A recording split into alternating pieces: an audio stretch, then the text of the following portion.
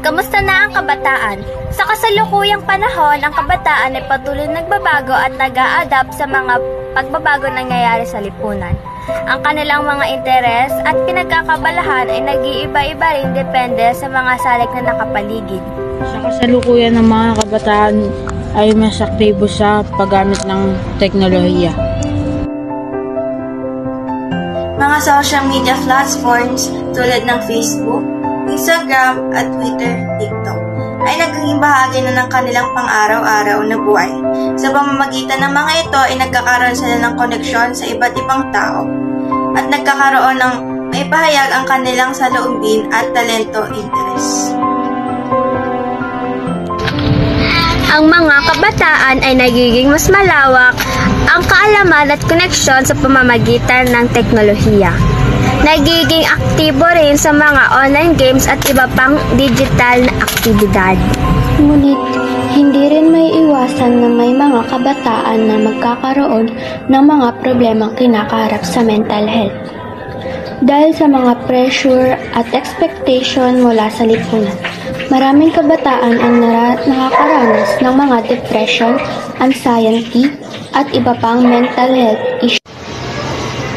Ang mga kabataan ay nahihirapang maipahayag ang kanilang mga nararamdaman at madalas ay hindi rin sila sapat o suportado ng kanilang mga magulang at kapamilya. Isa pa sa problema kinakaharap ng mga kabataan, pag-aaral.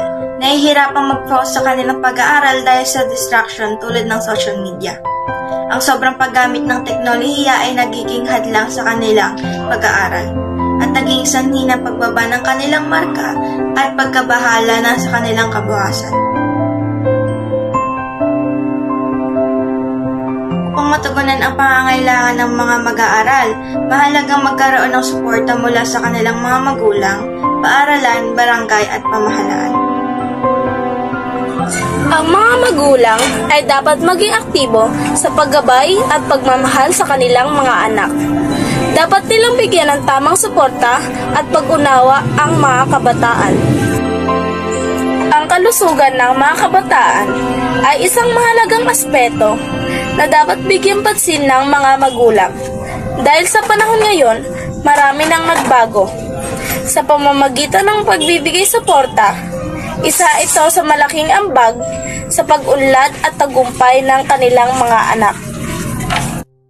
Sa kabuuan, ay ang magulang dapat ay panatiliing maayos ang kanilang anak sa pamamagitan ng suporta, physical, mental, at moral na aspeto at gabay sa kanilang mga anak.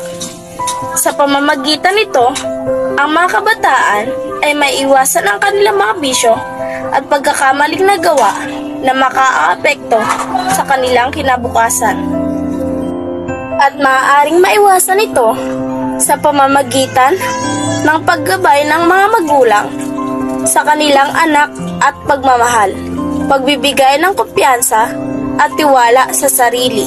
Ang mga paaralan ay dapat magkaroon ng mga programa at serbisyo na tutulong sa mga kabataan na maipapahayag ang kanilang mga saloobin at mga interes. Ang mga barangay at pamahalaan ay dapat maglaan ng programa at proyekto na naglalayong suportahan ang mga kabataan sa kanilang pag-aaral at iba pang pangangailangan. Sa huli, mahalagang bigyan ng tamang suporta ang pag-unawa sa mga kabataan. Ang kanilang interes at pinagkakabalahan ay bahagi na ng kanilang paglaki at pangangailangan. Sa pamagitan ng tamang suporta mula sa kanilang magulang, paaralan, barangay at pamahalaan, magkakaroon sila ng mas malaking pagkakataon na maabot ang kanilang mga pangarap at magtagumpay sa buhay.